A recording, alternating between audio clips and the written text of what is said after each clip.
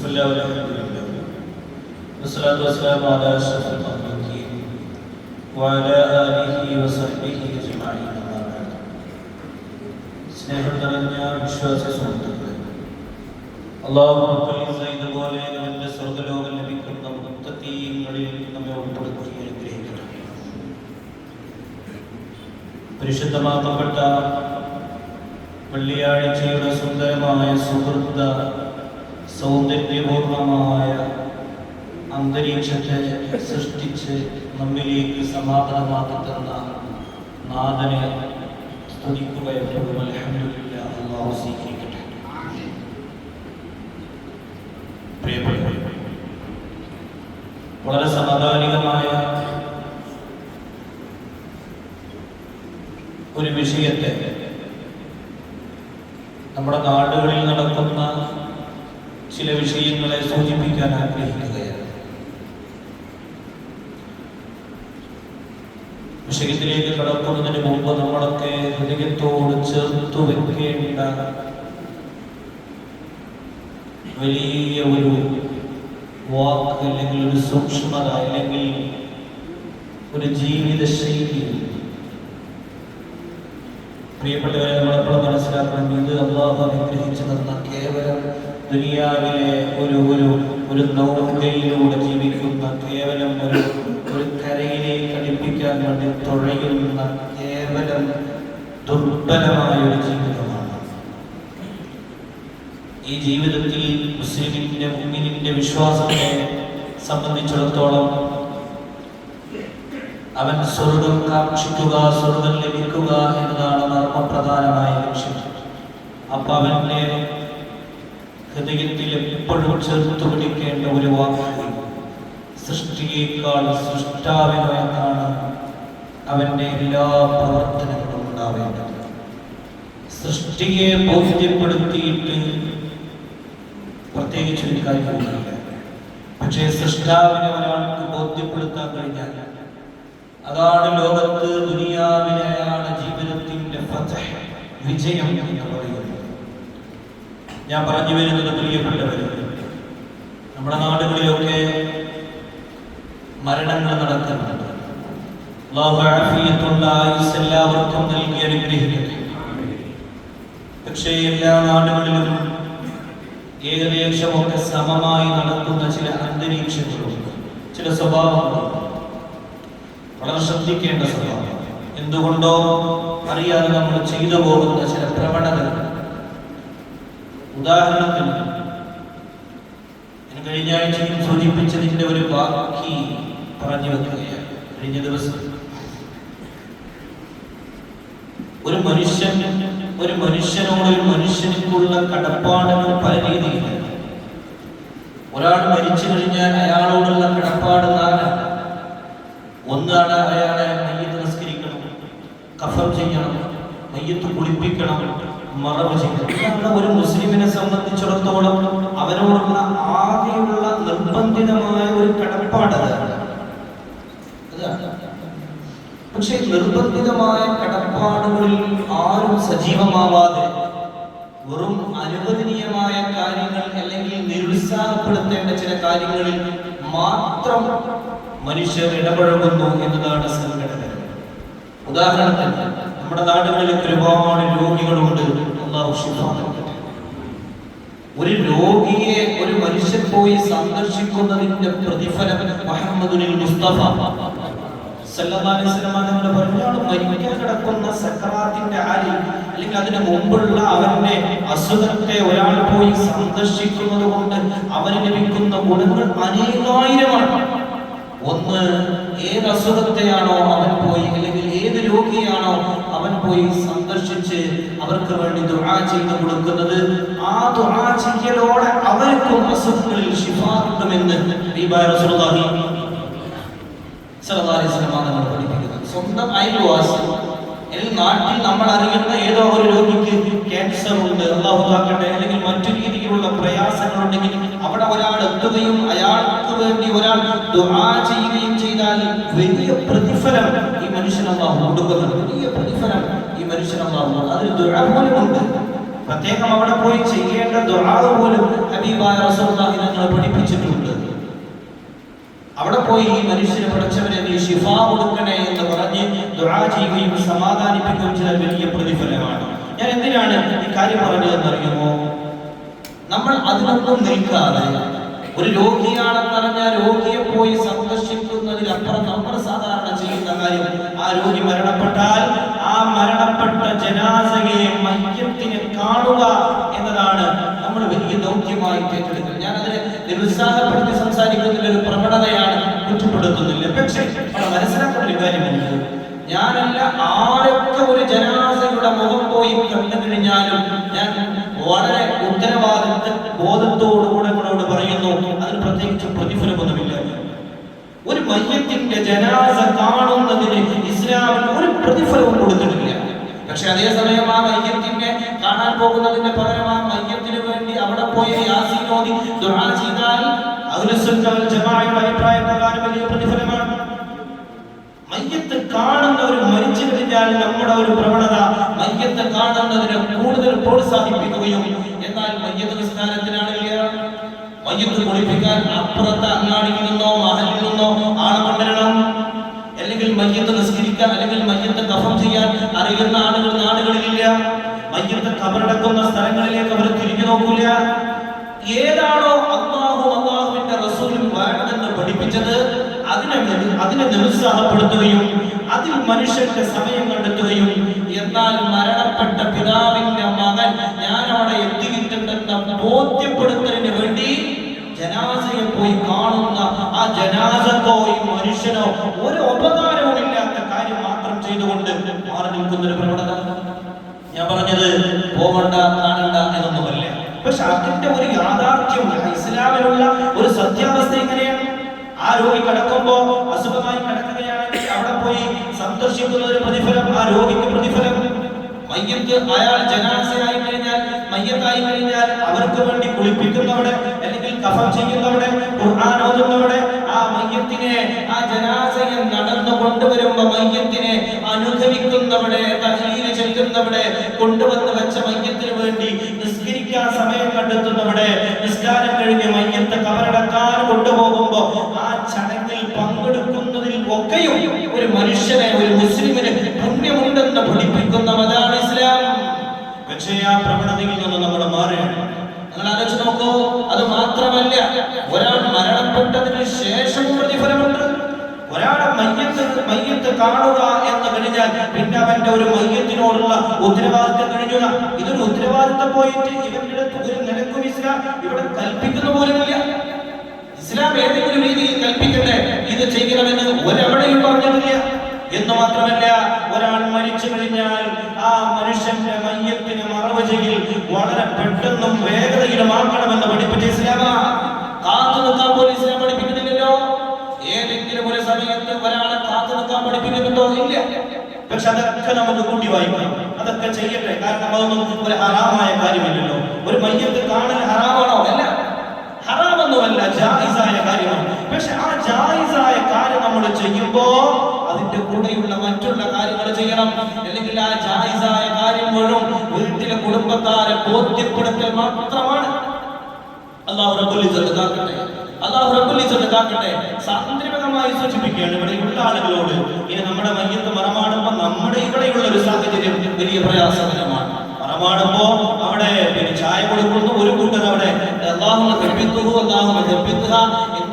പറയുന്നു, മറ്റൊരു കൂട്ടർ ഇവിടെ 6 തട്ട വസിച്ച് സംസാരിക്കുന്നു. നിങ്ങൾ ആരും അങ്ങനെ ഉണ്ടെന്ന് ഞാൻ പറഞ്ഞില്ല.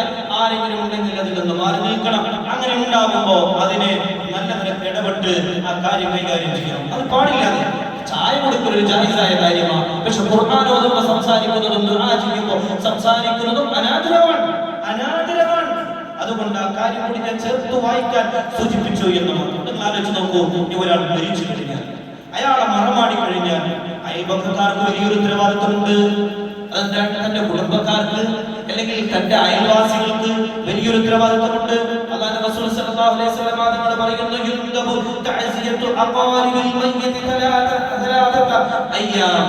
ഒരാൾ മരിച്ചു കഴിഞ്ഞു, അയാൾ മറവ് ചെയ്താൽ അയൽപക്കക്കാർക്ക്, അത് അറിയുന്ന ആളുകൾക്ക്, അതിന്റെ ചുറ്റുപാടുമുള്ള ആളുകൾക്ക് ഒക്കെ പക്കയുള്ള ഒരു സുന്നത്താണ് മുഹമ്മദുൽ മുസ്തഫ പറയുന്നത് സല്ലല്ലാഹു അലൈഹി വസല്ലം. തഅസിയത്ത് അവന്റെ സുന്നത്താണ്. എന്താ തഅസിയത്ത്?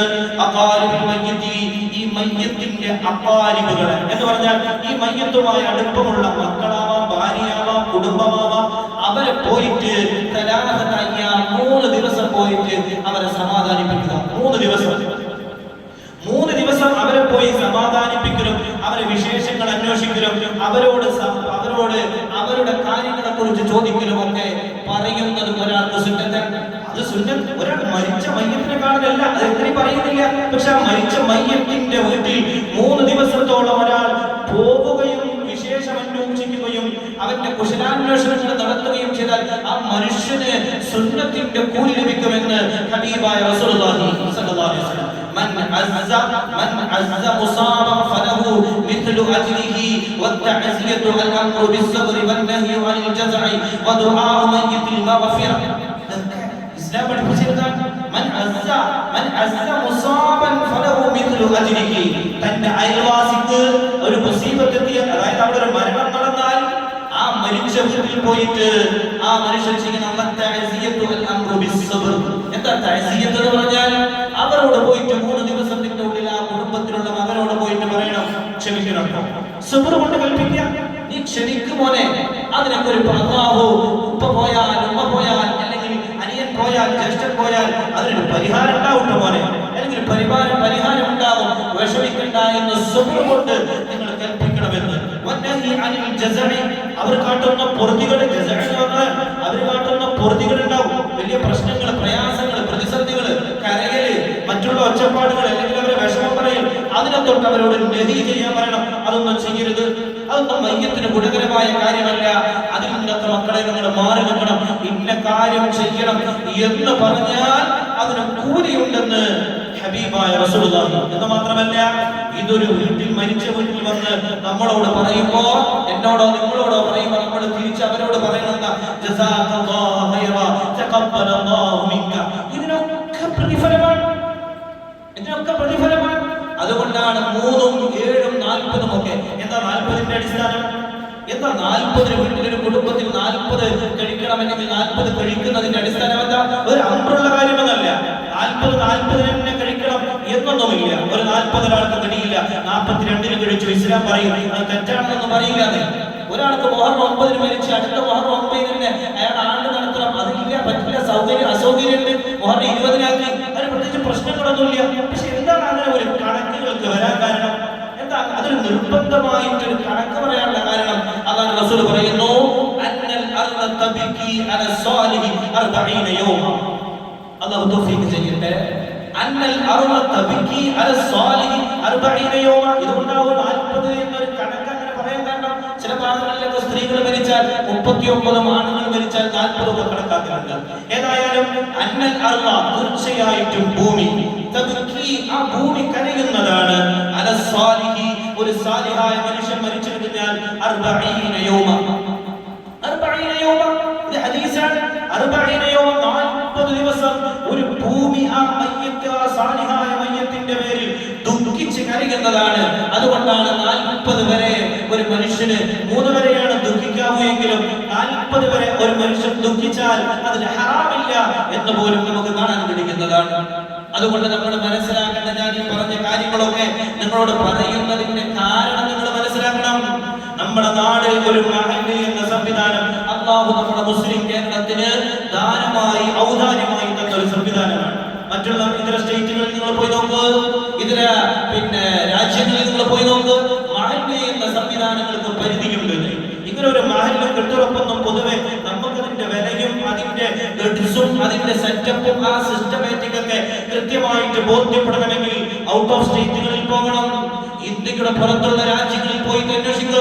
ഇവിടെ പ്രവാസ സുഹൃത്തുക്കളുണ്ടല്ലോ, എത്ര പ്രവാസ ലോകത്ത് ഇങ്ങനെ കൃത്യമായ മഹല്ല് സംവിധാനങ്ങളുണ്ട്.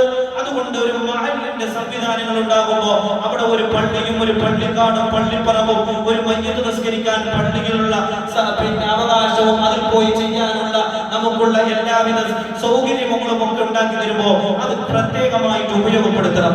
അല്ലാതെ കേവലം ഏതെങ്കിലും ഒരാൾ മരിച്ചു കഴിഞ്ഞാൽ ആ മയ്യത്തിനെ കാണുക എന്നതൊരു മുസ്ലിമിന്റെ ദൗത്യത്തിൽപ്പെട്ടതല്ല. നമ്മൾ അങ്ങനെ തന്നെ വായിക്കണം. അർത്ഥമുറിച്ച് പറയാൻ, അടിവരയിട്ട് പറയാൻ, നിങ്ങൾ പോയിക്കോളൂ, നമുക്ക് പോകാം, കാണാം, സന്ദർശിക്കാം, ഒരു കുഴപ്പമില്ലാതെ. ഞാൻ മനസ്സിലാക്കുന്ന ഒരു ഫാത്തിഹ പോലും മയ്യത്തിന് വേണ്ടി ഓതാതെ മയ്യത്തിന്റെ മുഖം കണ്ട് തിരിച്ചു പോരുന്ന എത്ര ആൾക്കാരുണ്ടെന്നറിയോ? എത്ര ആൾക്കാരുണ്ടെന്നറിയോ? ഒരു കാര്യമില്ലാതെ. അതുകൊണ്ട് മയ്യത്തിനോ നിങ്ങൾക്ക് ഒരു കാര്യവുമില്ല. മറിച്ച് ആ മയ്യത്തിന് നിങ്ങൾ ഒരു ഫാത്തിഹ ഓതും. മറിച്ച് ആ മയ്യത്തിന് വേണ്ടി ഒരു സൂറത്തുൽ ഇഖ്ലാസും ഒരു മുഅവ്വിദത്തീനും അവിടെ ഇരുന്നോതി നിങ്ങൾ ദുആ ചെയ്ത് ആ വീട്ടിൽ നിന്ന് പോരുമ്പോൾ നിങ്ങൾക്ക് വലിയ പ്രതിഫലമാണ്. അല്ലെങ്കിൽ ആ ഒരാൾ സുഖമില്ല, ഹോസ്പിറ്റലിലാണ്, വീടുകളിലാണെന്ന് പറയുമ്പോൾ അവിടെ പോയിട്ട് അല്ലാഹുമ്മ റബ്ബന്നാസി അൽഹിബിൽ ബഅസി വശ്ഫി അൻത ശാഫി ലാ ശിഫാ ഇല്ലാ ശിഫാ എന്ന ദുആ പരിശുദ്ധൻ പഠിപ്പിച്ചിരുന്നുണ്ട്. ആ ദുആ ചെയ്താൽ ഇവനും അവനും കൂലിയാണ്. അവനെ സമാധാനിപ്പിച്ച് ഒരു വാക്കുകൊണ്ട് ഒരു മനുഷ്യന്, ഒരു രോഗിക്ക് സമാധാനം കിട്ടിയാൽ അല്ലാഹു റബ്ബുൽ ഇസ്സത്ത് ഇവന്റെ ഖൽബിൽ സമാധാനം ഇട്ടുകൊടുക്കുമെന്ന് പഠിപ്പിച്ച മതമാണ് ഇസ്ലാം. അതുകൊണ്ട് ഇസ്ലാം അനുശാസിക്കാൻ, ഇസ്ലാം എന്താണോ ചെയ്യണമെന്ന് പറഞ്ഞത് ആ തലത്തിലേക്ക് നമ്മൾ എത്തിപ്പെടണം. രണ്ടാമത്തെ കാര്യം നിങ്ങളോട് സ്നേഹത്തോടെ സൂചിപ്പിക്കാറുള്ളത്, നമ്മുടെ വീടുകളിലൊക്കെ 3, 7, 40 അതുപോലെ തന്നെ ആണ്ടും മറ്റുള്ള കാര്യങ്ങളൊക്കെ വിപുലമായി നടക്കുന്നുണ്ട്. അൽഹംദുലില്ലാഹ്, അൽഹംദുലില്ലാഹ്. ഇന്നലെ നമ്മുടെ ഖാദർ ഹാജിയുടെ ഭാര്യ ആയിഷ ബീവി എന്ന ഉമ്മയുടെ പേരിൽ നടന്നു. അല്ലാഹു അവർക്ക് മഗ്ഫിറത്ത് കൊടുക്കട്ടെ. അങ്ങനെ ഒരുപാട് ആളുകളുടെ പേരിൽ വലിയ പരിപാടികളൊക്കെ നടക്കുന്നുണ്ട്. വളരെ ഭംഗിയായി ആ പരിപാടി നടന്നു. അൽഹംദുലില്ലാഹ്. ഞാൻ അവിടെ നിന്ന് മനസ്സിലാക്കിയ ഒരു സംഗതി, അവിടെ വളരെ ഭംഗിയായി നടക്കുന്നതോടുകൂടെ നിങ്ങളോടൊക്കെ ഞാൻ ചേർത്ത് വായിക്കുകയാണ്. പരിശുദ്ധ ഖുർആൻ സൂറത്ത് യാസീൻ ഒരു മൗലിദ് ഒരാൾ ഓതിക്കഴിഞ്ഞാൽ, തഹ്ലീൽ ഒരാൾ ചൊല്ലിക്കഴിഞ്ഞാൽ, ഇതൊക്കെ ഒരു സുന്നത്തായ കാര്യങ്ങളാണ്. ഇതൊക്കെ ഒരു മയ്യത്തിന് വേണ്ടി ചെയ്യേണ്ട കാര്യങ്ങളാണ്. അതിന്റെ കൂടെ ഖുർആൻ ഓതിക്കഴിഞ്ഞാൽ അവിടെ നമ്മൾ മനസ്സിലാക്കുന്ന 3 ഘടകമാണ് നമ്മുടെ വീടുകളിൽ ചെയ്യുന്നത്. ഒന്ന് തഹ്ലീൽ ചെയ്യും, ഒന്ന് മൗലിദ് ഓതും, ഒന്ന് ദുആ ചെയ്യും, ഖുർആൻ ഓതും. ഇതിലേറ്റവും ശ്രദ്ധിക്കേണ്ട, സൂക്ഷ്മമായിട്ട് നമ്മൾ ചെയ്യേണ്ട കാര്യം ഖുർആൻ ഓതാണ്. ഇവിടെ ഉണ്ടാകുന്ന ഈ നാട്ടിലില്ല, ഇവിടെ ഞാൻ അങ്ങനെ കണ്ടിട്ടില്ല, പൊതുവെ ഉണ്ടാകുന്ന ഒരു സാഹചര്യങ്ങളോട് പറയാം. സാധാരണ മൗലിദ് ഓതാൻ എല്ലാവരും വളരെ അച്ചടക്കത്തോടെ ഓതും. തഹ്ലീൽ ചെല്ലാൻ എല്ലാവരും വളരെ അച്ചടക്കത്തോടെ ഓതും. അച്ചടക്കം ചിലപ്പോൾ ഉറങ്ങിയിട്ടാണെങ്കിലും അച്ചടക്കത്തോടെ ഇരിക്കും. പക്ഷെ ഖുർആന്റെ സമയത്ത് സപ്പള ചെയ്യാൻ എണീറ്റ്, ചീരിണി ഒടുക്കാൻ എണീറ്റ്, ആകെ കോലാഹലങ്ങളായി. അവിടെയുള്ള ഒരു പ്രശ്നം എന്താണെന്ന് അറിയോ? നമുക്ക് പരിശുദ്ധ ഖുർആന്റെ പൊരുത്തങ്ങൾ ലഭിക്കും. നമ്മൾ പരിശുദ്ധ ഖബറിന്റെ അടുത്ത് പോയിട്ട് ഫാത്തിഹ ഓതുമ്പോ, ഇഖ്ലാസ് ഓതുമ്പോ അപ്പുറത്തുനിന്നും ഇപ്പുറത്തുനിന്നും സംസാരമാണ്. അതിന്റെ പ്രശ്നം എന്താണ്? ഖുർആനെ ഒരാൾ ബഹുമാനിച്ചു കഴിഞ്ഞാൽ വലിയ പ്രതിഫലമാണ്. ഒരു മഹാനായതുപോലും കള്ളുകുടിച്ച് നടന്ന ഒരു മനുഷ്യൻ കള്ളുകുടിയനായിട്ട് കള്ളുകുടിച്ച് വരുന്ന വഴിയിൽ വെച്ചുകൊണ്ട് ഒരു ഖുർആനിന്റെ പേജ് കണ്ടപ്പോ ആ ഖുർആനിന്റെ ഏട് ആ മനുഷ്യൻ കള്ളുകുടിയനാണ്. കള്ളു കുടിച്ച് നടക്കുന്ന മനുഷ്യൻ ബിശ്റുൽ ഹാഫി റളിയല്ലാഹു അൻഹു എന്ന മഹാനാണ്. അവർ കള്ളു കുടിച്ചു കൊണ്ടുവരുമ്പോ ഒരു ഖുർആന്റെ ഏട് കണ്ടുവന്നേ. ഖുർആന്റെ ഏട് കണ്ടപ്പോ, ചടിയിൽ പുരണ്ട ഏട് കണ്ടപ്പോ ആ ഏട് എടുത്തിട്ട് കയ്യിൽ വെച്ചിട്ട് പഠിച്ചോനെ, അവ കള്ളു കുടിച്ച് മസ്തായി നിൽക്കുന്ന ആ മനുഷ്യൻ ചിന്തിക്കേണ്ട, പഠിച്ചോനെ ഇത് ഖുർആനാണല്ലോ എന്ന് പറഞ്ഞു വീട്ടിലെ അലമാറക്കുള്ളിൽ മുകളിലെ സ്ഥലത്ത് അത്ര തേച്ച് പൂശി വീടിന്റെ മുകളിൽ ബഹുമാനിച്ച് എടുത്തു വെച്ച ഒരു കള്ളുകുടിയനായ ഒരു മനുഷ്യനായിരുന്ന ബിശ്റുൽ ഹാഫിയുടെ ജാഹിലിയ്യ കാലഘട്ടത്തിൽ നിന്ന് അന്ന് ഉറങ്ങിക്കിടക്കുന്ന ബിശ്റുൽ ഹാഫി റളിയല്ലാഹു അൻഹുവിന്റെ ഖൽബ് തുറന്ന് അവിടേക്ക് തിന്മകൾ എടുത്തു മാറ്റി നന്മകൾ നിറച്ചു കൊടുത്ത് ലോകത്ത് പ്രസിദ്ധനായ മനുഷ്യന്റെ പേരാണ് ബിശ്റുൽ ഹാഫി. ആ പേര് കേൾക്കുമ്പോൾ തർദിയത്ത് ചരണം റളിയല്ലാഹു അൻഹു. കള്ളുകുടിയനായ ഒരു മനുഷ്യനെ നമ്മളെ കൊണ്ട് തർദിയത്ത് ചൊല്ലിപ്പിക്കുന്നതിലേക്ക് ആ മനുഷ്യനെ എത്തിച്ച കാര്യം എന്താണ്? ഒരു ഖുർആനെ ബഹുമാനിച്ചതാണ്. അതുകൊണ്ട് വീടുകളിൽ പരിപാടികൾ നടക്കുമ്പോ, നമ്മുടെ നാടുകളിൽ പരിപാടികൾ നടക്കുമ്പോ നമ്മൾ ശ്രദ്ധിക്കേണ്ട ഒരു കാര്യമാണ്, പരിശുദ്ധ ഖുർആനോട് വേണമെങ്കിൽ ഒരിക്കലും സംസാരിക്കരുത്. അതിനെ കൃത്യമായി ഓതുവാനും, അല്ലെങ്കിൽ ഓതാൻ അറിയാത്തവരാണെങ്കിൽ അത് കൃത്യമായിട്ട് കേൾക്കുവാനെങ്കിലും ഞാനും നിങ്ങളും മനസ്സ് കാട്ടണം. അത് തലയെ കെട്ടി കമീസിട്ട മനുഷ്യരാണെങ്കിലും എല്ലാത്തവരാണെങ്കിലും ഏത് ധനാഢ്യനും സമ്പന്നനും പൗരപ്രധാനിക്കും ഖുർആനിന്റെ തഹ്തിലാണ് അവരൊക്കെ എന്ന് നമ്മൾ മനസ്സിലാക്കണമെന്ന് ആത്മാർത്ഥമായി പറഞ്ഞുകൊണ്ട് എന്റെ വാക്കുകൾക്ക് ഞാൻ വിരാമമിടുകയാണ്. പ്രിയപ്പെട്ടവരെ, 4 ആളുകളുടെ പേരിൽ ഇന്ന് നമുക്ക് തഹ്ലീൽ ചെല്ലാനുണ്ട്. ഒന്ന്, മരണപ്പെട്ടു പോയ ആയിഷ ബീവി. രണ്ടാമത് മരണപ്പെട്ടു പോയ സിദ്ദീഖ് എന്ന പ്രിയപ്പെട്ട ഉപ്പ. ഇന്ന് മരണപ്പെട്ടു പോയ ഹസൻ കോയ എന്ന പ്രിയപ്പെട്ട പിതാവ്. അതുപോലെ തന്നെ കഴിഞ്ഞ ആഴ്ച മരണപ്പെട്ടു പോയ ബോയസൻ എന്ന് പറഞ്ഞ 4 ആളുകളുടെ പേരിൽ തഹ്ലീൽ ചെല്ലാനുണ്ട്. അള്ളാഹു തൗഫീഖ് ചെയ്യട്ടെ. നാളെ ഇൻഷാ അല്ലാഹ് മഗ്‌രിബിന്റെ ശേഷം മാസം നടക്കുന്ന നാരിയത്ത് സ്വലാത്ത് ഉണ്ടാവും. അതിൽ എല്ലാവരും പങ്കെടുക്കണമെന്ന് ഓർമ്മപ്പെടുത്തുകയാണ്. പിന്നെ അതുപോലെ തന്നെ നമ്മുടെ ഫദ്ലുർ റഹ്മാൻ ബാഖവി ഉസ്താദ് കുറച്ചുകൂടെ ജോലി ചെയ്തിരുന്ന 5 കൊല്ലം അദ്ദേഹം കുറച്ച് വയ്യാതെ അസുഖം കുറച്ച് പ്രയാസത്തിലാണെന്ന് പറഞ്ഞ് പ്രത്യേകം ദുആ ചെയ്യാൻ പറഞ്ഞിട്ടുണ്ട്. അള്ളാഹു ശിഫ കൊടുക്കട്ടെ. നമുക്ക് ജുമാക്ക് ശേഷം ദുആ ചെയ്യാം. അതുപോലെ തന്നെ മറ്റൊരു സഹോദരനെ ദുആ ചെയ്യാൻ പറഞ്ഞിട്ടുണ്ട്. അവർക്കൊക്കെ നമുക്ക് ദുആ ചെയ്യാം. അള്ളാഹു അവർക്കൊക്കെ ശിഫ കൊടുക്കട്ടെ. 2-3 കാര്യങ്ങൾ ഇൻഷാ അല്ലാഹ് പറയും റബീഉൽ അവ്വലുമായി സൂചിപ്പിക്കാനുണ്ട്. സലാം കിട്ടിയാൽ ഉടനെ സൂചിപ്പിക്കുക. അസ്സലാമു അലൈക്കും.